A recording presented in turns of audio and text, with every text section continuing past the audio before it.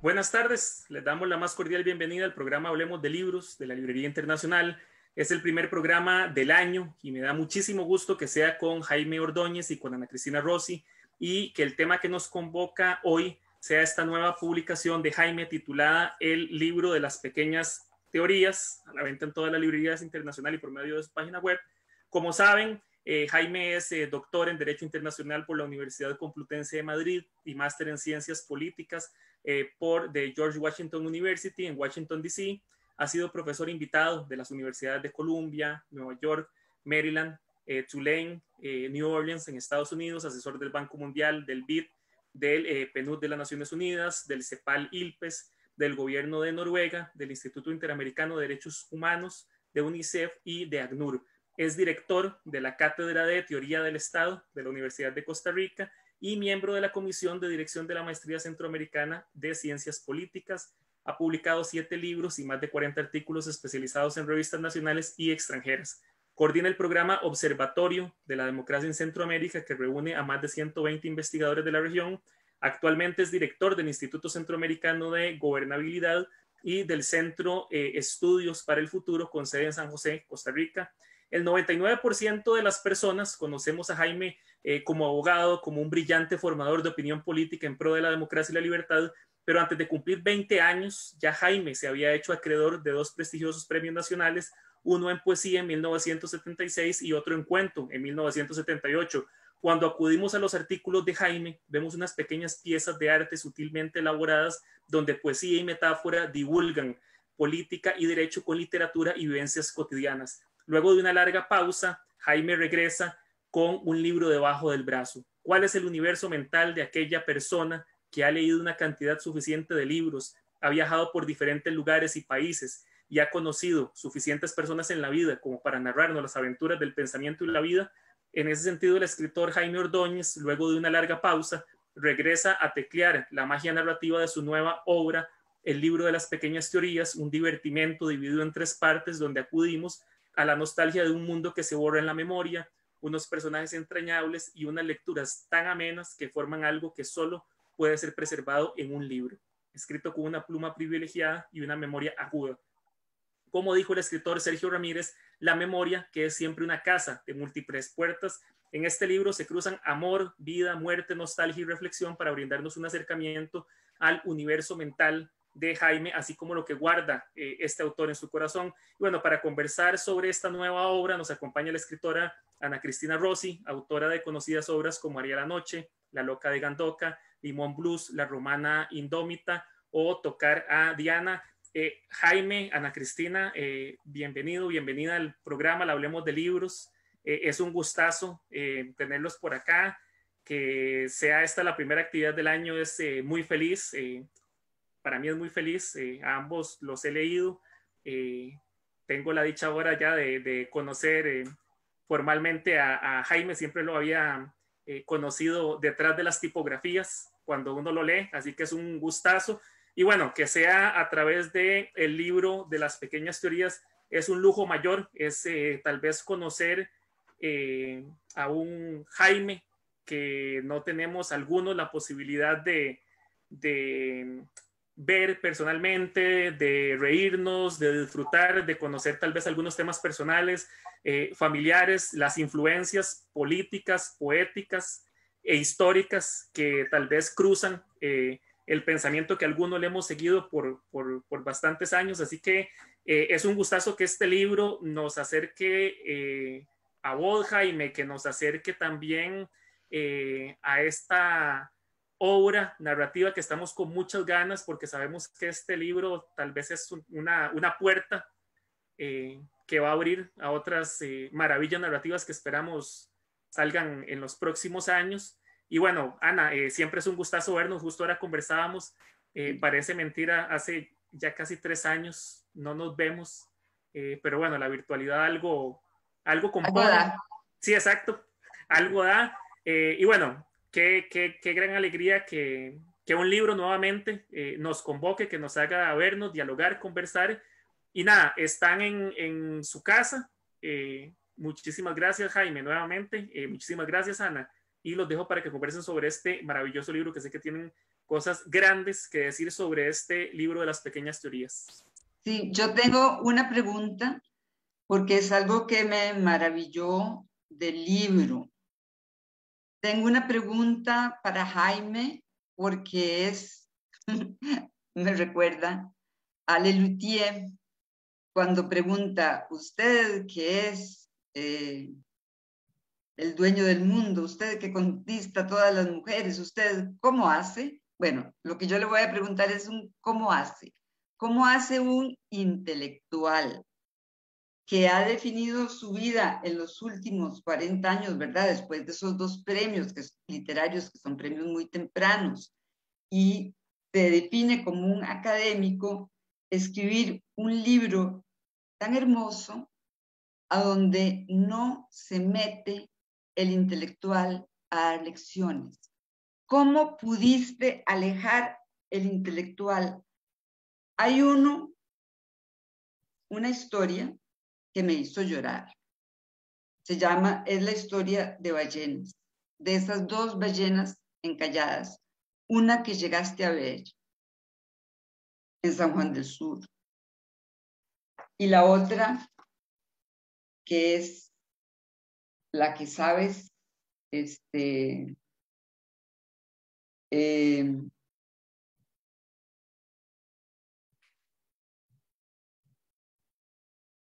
el Ártico. La Cinemateca de Madrid. Sí, pero era la del Ártico. Sí, claro. La viste en la Cinemateca de Madrid, claro. en 2 lugares totalmente diferentes, esas ballenas encalladas, esa mirada, porque a las 2, a una en la realidad y a otra a través del cine, les viste los ojos. ¿Cómo pudo Jaime Ordóñez, intelectual, acostumbrado a moverse con palabras y sintaxis y textos intelectuales, poner eso a un lado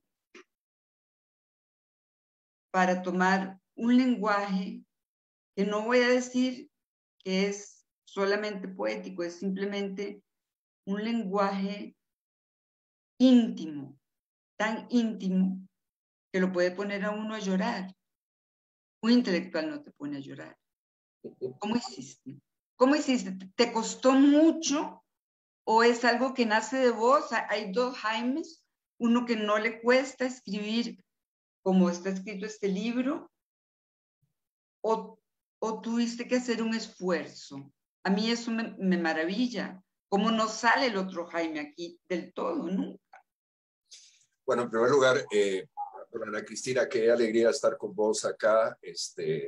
Vos sabés lo que te admiro, lo que te quiero, lo que te admiro como escritora, lo que te quiero como persona, ciudadana, y bueno, y conocer por esta vía a los queridos amigos de la Librería Internacional, a Juan Hernández, que tiene este programa tan interesante, a Roger y a todos los amigos, y comunicarme por esta vía con la gente que ojalá nos oiga y nos vea en este Facebook Live.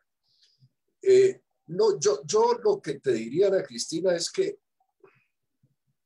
uno es muchas personas.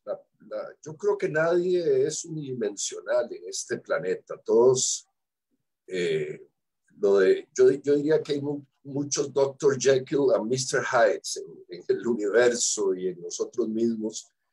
Y hay una parte mía que es profundamente, vamos a ver, emotiva, lírica, que viene de mi padre, que fue un importante dramaturgo y poeta centroamericano de la generación de la vanguardia, compañero de creación de Coronel Urtecho, de Pablo Antonio Cuadra, de Ernesto Cardenal, de todos ellos, y muy, muy cercano a esa generación de Salarroé, de Miguel Ángel Asturias, etcétera. Bueno, y yo de niño, yo prácticamente chupé de eso, viví esa vida en mi casa y con mi madre, que fue que se nos acaba de morir hace un año, una maravillosa persona que fue pintora, a su vez discípula de Margarita Bertó y de Paco Amiguetti. O sea, mi mundo de la infancia es un mundo muy ligado de la adolescencia, muy ligado al arte, Ana Cristina, Juan. Y en ese sentido, no, ese siempre ha estado en mí, y yo tengo que confesar que sí, ciertamente de adolescente y a los 17, 18 años escribí, envié mis obras a un par de festivales de poesía y cuento y ganaron ahí el primer lugar y me sentía muy orgulloso. Después me atrapó otra parte de mí, que es mi pasión por el mundo de los derechos humanos y el destino político de nuestras sociedades, a lo cual me dedico, y el 99% de la gente, como dice Juan, me conoce por eso, pero durante todos estos años he seguido escribiendo, Ana Cristina, cosas. Tengo probablemente, no sé, 30 o 40 gavetas de borradores de cosas. Entonces, lo que hice, y yo creo que Juan lo olfateó bien ahora que hizo la presentación del evento. Lo que hice fue arrancar una primera publicación con este libro que son divertimentos literarios, son pequeños relatos. Estoy preparando un par de obras más grandes, más complejas, que espero tenerlas de aquí a 1 o 2 años listas. Pero 2 cosas, uno para ejercitarme de nuevo y después hay un momento en la vida en que uno hace transiciones, Ana Cristina, y yo creo que yo he llegado al momento en que me doy cuenta que ese otro yo, ese Dr. Jekyll o Mr. Hyde, había que ver cuál es cuál. El otro yo, el doctor Merengue. Exactamente, necesitaba expresarse y el corazón, no el intelecto, el corazón que habla a partir de uno. Es decir, hay una frase de Nabokov que yo siempre la tengo muy clara. Yo soy un lector enfermizo, leo muchísimo, muchísimo, no solo de mi disciplina. Es más, te diría que... Lees literatura, es probablemente eso lo que te ha mantenido la veta fresca. Eso, el 80-90% de lo que leo es literatura, te confieso, Ana Cristina. Sí, leo en materia de ciencia política, derecho internacional, los temas míos, pero a mí me apasiona leer. O sea, tengo una biblioteca que en parte se la heredé a mi padre, en parte es mía, de 1100 volúmenes. He leído literatura, filosofía, historia, y me apasiona la literatura. Siempre estoy leyendo un libro. Y hay una obra de Nabokov bellísima que se la aconsejo a los oyentes de este programa, que se llama Habla, Memoria, Habla. Nabokov insiste que en realidad lo único decisivo, lo que comunica bien, es aquello que sale del corazón. Y bueno, nada, era un momento de mi vida en que ya necesitaba empezar a escribir literatura y como bien dice Juan, creo que en mis próximos años voy a seguir escribiendo y publicando cosas con enorme pasión. Y con otra cosa que quisiera decirte, Ana Cristina, hacerlo, escribir estos 30 pequeños relatos, me provocó una alegría, un disfrute interno que no te imaginas. Sí, bueno, sí me lo imagino. Sí me lo imagino porque es el mismo que siento yo cuando escribo. Bueno, vos que sos una gran escritora. Un júbilo, la palabra creo que es júbilo. Es júbilo, es júbilo. Es júbilo. Pero también hay una cosa que me encantó, y eso viene de tus vivencias, de tu madre y de tu padre, y es el rescate de personajes centroamericanos tan importantes como Monseñor Romero o Carlitos Martínez Rivas. Yo no puedo dejar de decirle Carlitos porque así lo conocí. Y yo recuerdo que Guillermo, que en paz descanse, mi compañero, siempre me decía, pero ¿por qué a Carlos Martínez Rivas siempre le tenés que decir Carlitos? Bueno, porque así lo conocí como Carlitos. Y yo recuerdo, tengo una gran pasión por la poesía de Carlos, pero nunca nadie me daba pelota aquí en Costa Rica.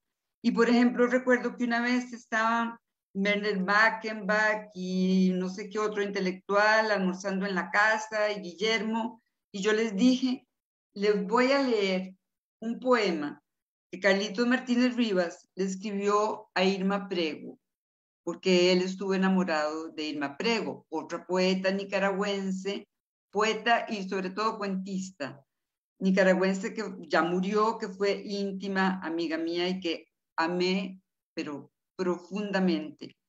Y el poema se llama Última Estación. Y en esa versión que yo tengo dice, siempre, desde el principio hasta el final, siempre para Irma Prego. Y yo le leí el poema de Carlitos y no les hizo mella, se quedaron fríos. Y digo yo, ay, ya encontré un alma gemela, Jaime. Jaime, que conoce a Carlos Martínez Rivas y le gusta, y es esa centroamericanidad que tal vez logré vivir un poquito en los tiempos de Duca, cuando los libros de Duca circulaban, pero después vino el neoliberalismo, las editoriales empezaron a segmentar los mercados, los libros dejaron de circular con tanta facilidad, y esa Centroamérica se me fue haciendo más lejana y la vuelvo a encontrar en tu libro. Y Bueno, eso, y además, no solo eso, el campesino Ixil que te encontraste, o sea, esa diversidad centroamericana me pareció tan entrañable y tan hermosa y al mismo tiempo, o sea, tu magia es la siguiente, y por eso te hice esta primera, segunda. Tu magia es relatar como si nada todo lo que has conocido, todo el mundo que has recorrido, todas las vivencias que han tenido. En inglés tienen un término que se llama name dropping, a donde se nota que la persona lo está haciendo para alardear, pero en el tuyo, en tu libro, es para meternos dentro de la intimidad de eso que viviste. Entonces es lo más lejano del mundo a un name dropping y a un alardear. Y lo que haces es traernos a nosotros ese mundo. Eso me encantó, por ejemplo. Y tal vez me gustaría que me hablaras un poco de eso, que nos hablaras un poco de eso, de cuando te mandaban con una carta, jovencito, muy joven, a Europa, a España, a un poeta, porque entre poetas sí hay como una especie de cofradía. Lil Picado, que es para mí la mejor poeta viva costarricense, ella habla de la cofradía de los que hacemos, entre comillas, hacemos versos. Bueno, tu papá era poeta, entonces te mandaba a donde otros poetas y bastaba una carta para que te acogieran en la familia de la cofradía de los poetas. ¿Cómo fue eso? bueno, te comento las dos o tres cosas muy, muy de fondo que has dicho, Ana Cristina. No, en primer lugar, sí, Carlos Martínez Rivas y esa bellísima Centroamérica que de niño me tocó conocer por mi padre. Como parte de esa cofradía de poetas y de artistas, porque mi madre era pintora también, etcétera, sí, tuve la enorme dicha de niño de conocer a Carlos Martínez Rivas, de conocer a Miguel Ángel Asturias, siendo yo literalmente un niño de 9, 10 años. ¡Qué dichoso! De conocer al poeta Cardenal, de conocer a tanta gente que conocí, ya un poco más grande, cuando fui a estudiar, bueno, y ya trabajar en la vida, así, también por razones de mi trabajo, por las conexiones de mi padre, el honor de conocer a Luis Rosales, a Rafael Alberti, que lo que cuento en esos relatos que hablas,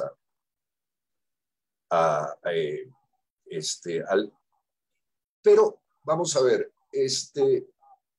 no se trata, el hablar de ellos, que son gente, que fueron gente tan importante y tan relevante en el mundo del arte, es de nuevo el pretexto o la razón para hablar de las razones del corazón, que es de lo que se trata el libro. Es como, el libro son pequeñas hipótesis, pequeñas teorías sobre los sentimientos humanos, sobre la memoria, sobre el amor, sobre el odio, sobre el desencuentro, sobre la tristeza, sobre esto. Y a mí me tocó vivir eso, afortunadamente, y me siento muy honrado por mi padre, por mi madre, por la vida que me tocó vivir trabajando en derechos humanos, que tuve, por ejemplo, el honor de tener una cierta amistad con Eduardo Galeano, por ejemplo, que también lo narro en algún artículo. El poder entrever a partir de ellos algunos de los sentimientos más profundos que mueven al ser humano. Y esto, número uno, la segunda reflexión que hacía Ana Cristina me parece interesantísima, que es la gran paradoja de Centroamérica. Lo hablaba el otro día con Juan Hernández. Juan, y estoy seguro que vas a coincidir plenamente con nosotros, Ana Cristina. La gran paradoja es que esa Centroamérica de los años 70, 80, en la que Sergio Ramírez tiene Educa, y está el Zucca, etcétera, una Centroamérica en la cual no existía el Internet, no existía el Facebook, las redes sociales, no existía nada. Era una Centroamérica mucho más unida, donde existía mucho mayor información sobre lo que se hacía en el campo, la cultura, etcétera. Amiguetti era muy amigo de Carlos Martínez Rivas, y Salarrué era amigo de Guido Sáenz. Y Hugo Lindo en El Salvador era amigo de Asturias. Y la gran paradoja es que hoy, en plena información en tiempo real, somos mucho más insulares, mucho más aislados como sociedades. Aquí nadie sabe qué está sucediendo en Guatemala. Yo le llamo países balcanizados. Bueno, creo que lo estás diciendo muy, muy bien. Y entonces... bueno, es una tristeza. Yo creo que este mundo de las redes sociales es un mundo de mucha soledad, ¿eh? De mucha soledad. Porque la gente que cree que satisface el mundo de las amistades, los cariños y los afectos a partir de las redes sociales, ojo, en el fondo es un solitario onanista. Pongo la palabra un poquito entre comillas, es decir, en el fondo se satisface con el mundo de los likes y con el mundo de respuestas muy inmediatas, muy mecánicas, y ahí no está ni la pasión, ni el corazón, ni los grandes ejes que mueven a los seres humanos, que son las pasiones, Y bueno, los 30 relatos, que es tu tercera pregunta, Ana Cristina, lo que buscan es hacer una reflexión de esas pasiones, pero no es una reflexión desde el intelecto, es una reflexión desde el corazón, de cómo yo lo siento y lo veo. Y desde la sensualidad también, desde los sentidos. Desde los sentidos.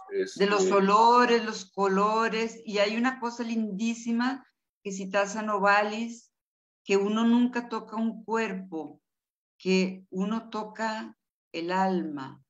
Y Carlitos Martínez Rivas tiene un poema así, que tocar cuerpo es tocar cielo. ¿Te acuerdas? Exacto. Es uno de los, y eso me conmovió profundamente y te hermanó con un poeta centroamericano, y yo dije, ves, es la cepa centroamericana de Jaime. ¡Qué increíble!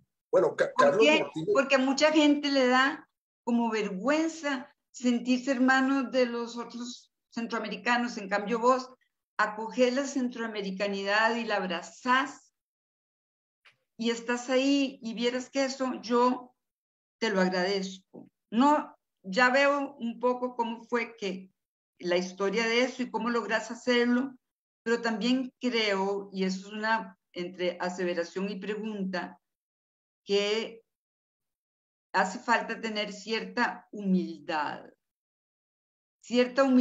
para abrazar a Carlitos Martínez Rivas en lugar de abrazar a T.S. Eliot, ¿verdad? Y claro, y te sale maravilloso. Carlos Martínez Rivas, yo creo, estoy convencido que es después del gran Rubén Darío, creo que es después de Darío el segundo poeta más importante de Nicaragua. Y ojo, Sí, y decir, pues, Nicaragua tiene 8, 10, 12 grandes poetas de nivel continental o mundial, o sea, probablemente es uno de los países por kilómetro cuadrado con mayor cantidad de poetas importantes, ¿verdad? Sí, no olvidemos a Gioconda Belli, ¿verdad? Que es, bueno, y yo, claro, que es una maravillosa novelista y narradora. Pero sobre todo poeta. El poema de las hormiguitas. Sí, es muy hermoso. Es muy hermoso. Un poema pues decía que Carlos Martínez Rivas y mi padre fueron compañeros de andanzas, de juventud. Un poco mayor papá, que nació en el 14, Carlos Martínez en el 25, pero anduvieron muchísimo rodando el mundo, no solo en Nicaragua, en el exilio, en tantos lugares. Era un ser maravilloso, maravilloso, uno de las personas más cultas que yo he conocido en mi vida. Me acuerdo, creo que lo narro en uno de los relatos, Ana Cristina, Juan, que está yo de adolescente en la casa de papá y nos llama el cantinero de una cantina que quedaba al final de la avenida central frente a un hotel, un falso hotel Sheraton que existía ahí donde vivía. En la habitación 301. Nunca se me olvida. Y entonces fueron muchísimas noches, años que papá iba a recoger a Carlos Martínez, que era, aparte de gran poeta, gran bebedor, hay que decirlo. No sé, habrá bebido 5,000 botellas de whisky en su vida. Fácilmente. Pero mira, en plena borrachera tenía la lucidez de hablarte de arte renacentista, de recitar a Rimbaud o a Mallarmé al dedillo, en un perfecto francés. Un ser maravilloso. Y bueno, y en La Insurrección Solitaria, su gran libro, tiene algunos otros poemas desperdigados. Están algunos de los poemas más hermosos, te diría, que se escribieron en esos tiempos en la lengua castellana. La gente no sabe, pero Octavio Paz era un gran admirador de Carlos Martínez Rivas, por ejemplo. Es decir, un poeta maravilloso, bueno, con una vida estrafalaria, es el adjetivo que se me ocurre usar en este momento para describirlo. Sí, pero sí, es una paradoja que esta Centroamérica, bueno, yo lo decía, me siento muy centroamericano y a mucha honra.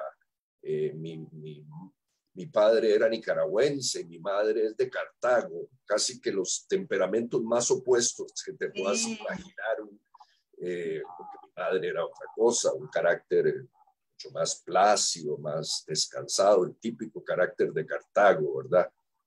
Chacón Jiménez, mi abuelita era Jiménez Coto, imagínate, ¿cuál es apellido? Más Cartago, es imposible. Sí, imposible. Y de niño viví en ese maravilloso país que es Guatemala, uno de los países más hermosos de América y del mundo. Conocí el mundo maya muy de dentro y después he trabajado muchísimo en derechos humanos en el mundo maya, como vos sabés, Ana Cristina, y sí, amo a Centroamérica. Y está en mi corazón, y por eso está en los relatos que están ahí. Claro, por supuesto. Ahí otra pregunta que te quería hacer. Vos decís hacia el final del libro, déjame ver qué página, sí, en la página 101, cuando estás hablando de Monseñor Robero, decís, el paso de los años me hizo agnóstico, spinociano, para ser más exacto. Ahí a mí se me metió una duda, o sea, me gustaría que me explicaras qué querés decir con spinociano, porque lo que yo he leído de Spinoza sería por mala suerte, pero siempre me ha tocado, me he topado con textos muy misóginos de Spinoza. ¿Qué entendés vos por sentirte spinociano? Bueno, no, Spinoza, Baruch Spinoza, que como nuestros oyentes saben, fue un importante filósofo y teólogo. Él estaba ordenado como religioso, tenía una concepción de la deidad,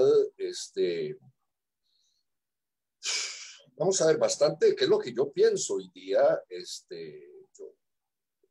digamos, Spinoza en sentido estricto no era agnóstico, sino que tenía una concepción de la deidad que lindaba entre el panteísmo y la percepción global del universo. Ese es el Spinoza que a mí me interesa, es decir, en el fondo todos somos parte de un gran todo de energía en el planeta, y Spinoza no creía, digamos, en las caricaturas de las iconografías religiosas, de las distintas formas de las religiones del planeta. No solamente voy a hablar del cristianismo, sino que él no creía en un causalismo simplista para explicar la existencia de Dios o no, sino que creía en un causalismo general ligado a lo que yo llamaría un punto medio entre el panteísmo y la energía general del universo. Ese es el Spinoza que a mí me interesa. El Spinoza de convicciones sobre otros temas, pues ese no me interesa tanto. Por ejemplo, si vos me preguntas si Schopenhauer, que era un machista renovado, horrible, sus convicciones de la mujer, etcétera. Sin embargo, la filosofía de Schopenhauer es interesantísima, ¿verdad? Sí. Schopenhauer tiene la capacidad de escribir el universo como un ejercicio volitivo de los seres humanos. El mundo como voluntad de representación, por ejemplo. Entonces, a mí lo que me interesa es ese Spinoza, el Spinoza que explica y que le gana conflictos importantes con el Vaticano, ¿verdad? Al igual que los tuvo Lutero, al igual que los tuvo tantos, ¿verdad? Que los tuvieron. Ese Spinoza me interesa, pero ojo, en ese relato, en que yo digo que, bueno, son mis convicciones internas, yo digo que sí, que no obstante, a pesar de que a estas alturas del partido yo no soy seguidor de ninguna religión, Ana Cristina, en el sentido de practicante de ninguna religión, sí reconozco en gente como Monseñor Romero o en Pedro Roure o en el Dalai Lama o en algunas personas que han... Bueno, es que en realidad el budismo no es una religión, pero hay gente que han sido líderes espirituales que han ayudado a la humanidad sin duda, sin duda. Y eso lo puedes decir siendo religioso, siendo creyente, siendo agnóstico o siendo ateo, ¿verdad?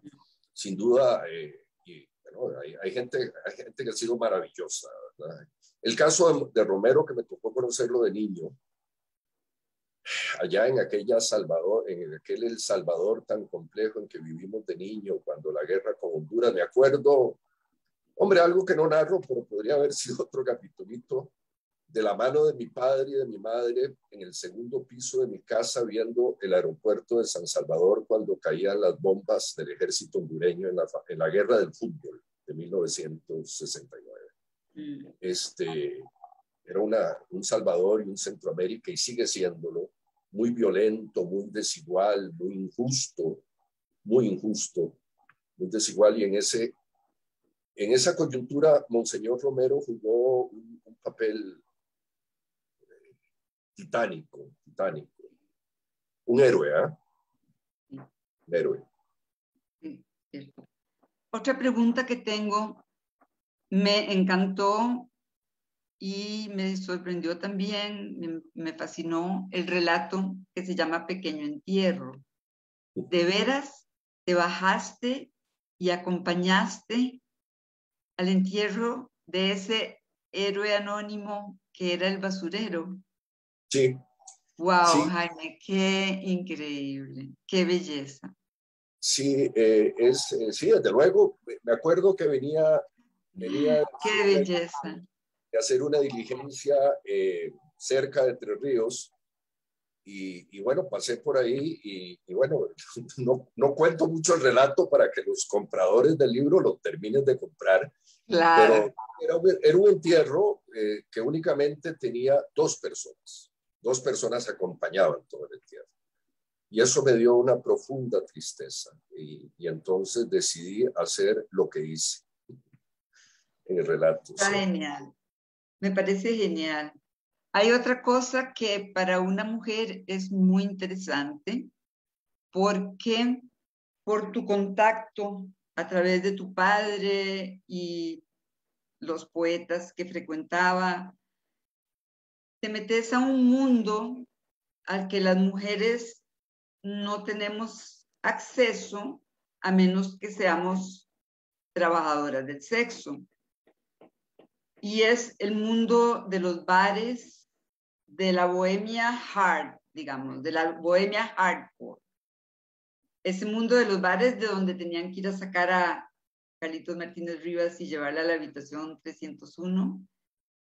Y esa iniciación que tienen adolescentes, los hombres, hacia ese mundo, que pueden iniciarse con prostitutas. Alguna gente dirá que no es la mejor manera, pero bueno, se inician igual y entran a un mundo que a las mujeres nos está y nos sigue estando vedado.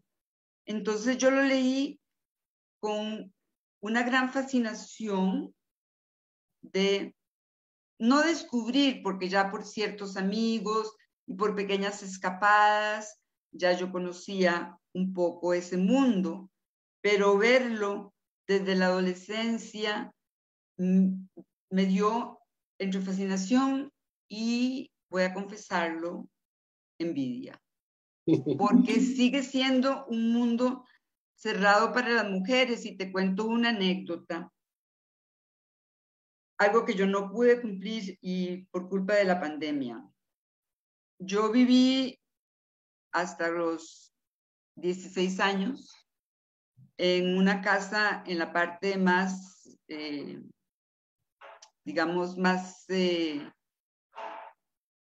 peor ver del barrio Amón, aunque frente de mí viviera don Cacayo Castro, el de La Nación, y más abajo vivieran los Prada, que fueron los que fundaron este imperio de la óptica visión, que ahora sé que la vendieron a unos franceses, porque vos sabés que todos los empresarios centroamericanos y sobre todo los costarricenses quieren ser rentistas, y entonces mi tío Jorge vendió Cormar a los correos alemanes, a DHL, Spoon, que era de 4 amigas mías, se lo vendió a Taco Bell, y los Uribe le vendieron a Walmart, porque todos quieren ser rentistas. Pero bueno, en todo caso, yo vivía cerca de los Prada, cerca de Cacayo Castro, y sin embargo era la parte fea de Lamón, muy cerca de la zona roja y justo enfrente de la penitenciaría central. La casa de mi abuelo estaba en la esquina y era una casa preciosa, preciosa. Lo digo porque ya no es un secreto, porque lo conté, lo grité a voces en mi más reciente novela, Tocar a Diana, que mi abuelo era un abusador, abusó a los hijos, a los nietos, a los sobrinos, a pesar de que era de familia de alcurnia. Eso no tiene nada que ver. Igual se da el abuso en todos los estamentos sociales. Y bueno, como una especie de karma, cuando mis abuelos murieron y vendieron la casa, se los vendieron a unos señores Miranda relacionados con, porque Costa Rica es un pañuelo, con el primer marido o el único marido, no sé, de Patricia Fumero, mi colega, a quien quiero muchísimo. Y esos señores Miranda la vendieron y terminó en manos, o sea, terminó siendo un prostíbulo, el prostíbulo La Bella Mansión. Entonces yo con una amiga le dije, hace como una amiga del Club de Lectura de Moravia que me habían llamado porque estaban leyendo La Romana Indómita, y ella se llama Mónica Sotelo. Ella me ayudó a presentar, tocar a Diana, y yo le dije, Mónica, vieras que a mí me gustaría entrar a La Bella Mansión y recorrerla. ¿Vos crees que una mujer pueda, que dos mujeres puedan, o tendría que acompañarnos un hombre, o solo se puede entrar ahí si se va a tener sexo?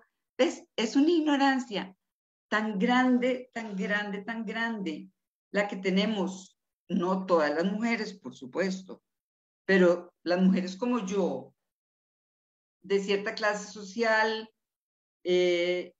intelectuales, y Mónica, que es intelectual también, Mónica Sotelo, me dice, ay, Ana, averigüémonos, pero sería genial ir nosotras dos solas a ver qué nos pasa. Y el momento que íbamos a planearlo, cerraron La Bella Mansión por la pandemia, y entonces no lo logré. Pero ese mundo que vos mencionás ahí es para mí, sí, a mí me da envidia, lo confieso.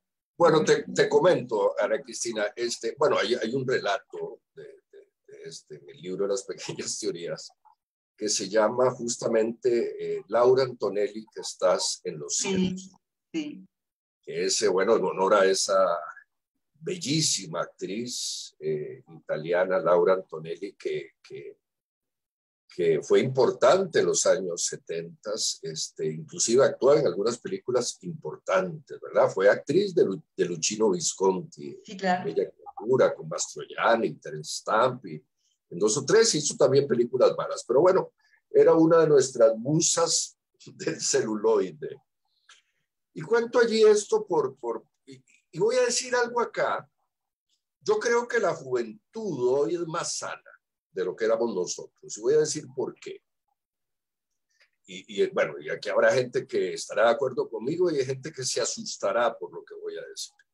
Creo que la juventud es mucho más sana porque la gente, los muchachos y las muchachas tienen relaciones sexuales más jóvenes, sin tanto prejuicio, sin tanto rollo ideológico, religioso, etcétera, como la generación mía, nuestra generación, Ana Cristina. Y en nuestra generación, nosotros no nos acostábamos con nuestras novias del colegio. No. Solo en la universidad. En la universidad, sí. La universidad. Y entonces existía una serie de sublimaciones porque bueno, un muchacho ya a los 14, 15 años tenía urgencias hormonales y sexuales. Entonces, bueno, entonces yo cuento ahí, la mayor fechoría que podíamos hacer de adolescentes era escaparnos a aquel montón de cinecitos que estaban al lado de la penitenciaría central. La gente hoy día no se acuerda, pero existía un montón de cines en el centro de San José, el Metropolitan, el Center City, el Adela, en Plaza Villa, el Cine Lux, en fin, había un montón que por cierto me acuerdo haber ido a ver a la Silla Eléctrica y al Cine Lux en Plaza Vique, ¿no?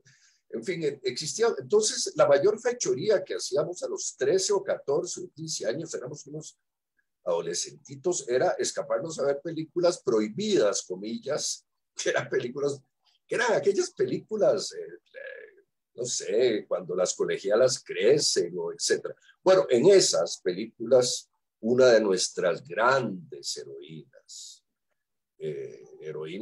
bueno, hacíamos sublimación sexual, nos enamorábamos de ellas, etcétera, era Laura Antonelli.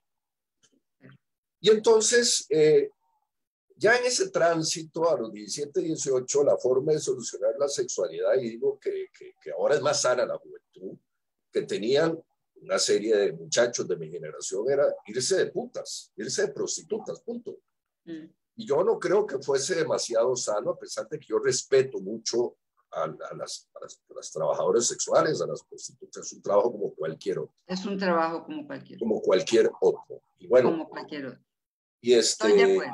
No, no, y aparte merecen todo el respeto y la protección laboral y humana, no sé, y humana. que hay que tener. Pero bueno, creo que hoy es más sano. Hoy es más sano. Ojalá que, bueno, hoy es más sano. Sí. Yo, bueno, por X razones y no por falso moralismo ni esto. Nunca tuve la necesidad de hacerlo, de irme de prostituta. Bueno, afortunadamente solucioné de otras maneras, por decirlo de alguna manera, de alguna forma. Pero bueno, ese mundo sí se narra en algunos de los capítulos, en efecto. Se narra en algunos de los capítulos del libro y bueno, es que yo lo que hice cuando tomé la decisión de escribir estos 30 pequeños capítulos y hacer este primer ejercicio de divertimento literario, y creo que un poco es el preludio de otras cosas que estoy trabajando, que espero que me queden bien y sé que las voy a disfrutar tanto como estas. Vamos a ver qué sale, espero que sean hermosas. Lo que hice fue escribir sobre lo que he vivido. Creo que lo único legítimo, lo que uno puede comunicar bien es lo que nace de la vida misma. Yo cuando leo a los grandes escritores y uno trata si uno va a dedicarse a hacer esto, bueno, tiene que tener sus grandes guías, etcétera. Me he dado cuenta que la gente que escribió cosas hermosas fueron la gente que lo hizo sobre lo que ha vivido, que en el fondo conoce el contexto, ¿verdad? Creo que hay pocas excepciones en la vida que haya gente. Borges habrá sido uno, el gran Jorge Luis Borges, que leyó mucho y vivió poco. Y a pesar de eso, escribió alguna de la literatura más importante de la lengua española. Pero, o el otro que se me ocurre en el campo de la filosofía, Ana Cristina, es Immanuel Kant, que como todo el mundo sabe, nunca salió 30 kilómetros fuera de su pueblo de Königsberg, ¿verdad? En el norte de Alemania. Pero entonces lo que hice en estos capitulitos, en este primer ejercicio literario que he disfrutado tanto, es escribir sobre lo que he vivido, sobre lo que he sentido. Y bueno, y me preguntabas al inicio cómo disocié el mundo intelectual al cual he dedicado muchos años de mi vida para escribir esto. Bueno, la mitad mía es eso. Quizás solo he trabajado hasta este momento en mi vida con el mundo intelectual, pero bueno, los sentimientos y las pasiones están en todos los seres humanos y están en mí, ¿verdad? Y por eso escribí esto. Nos dice alguien aquí de don Juan, que ya estamos haciendo el cierre. Así que nada, Ana Cristina, querida, ha sido una enorme alegría y un honor conversar con vos en este. Igual, también, y por volverte a ver, nunca olvidaré aquella vez que me acompañaste a Punta Uva con una novia que tenías y que nos pasamos el viaje de regreso hablando de un amigo en común, como 5 horas.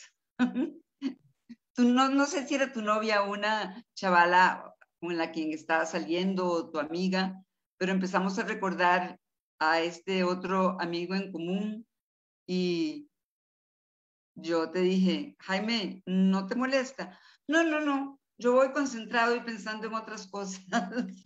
Y nos volamos el viaje, comiéndonos a ese amigo en común. El hermoso Puerto Viejo, sí.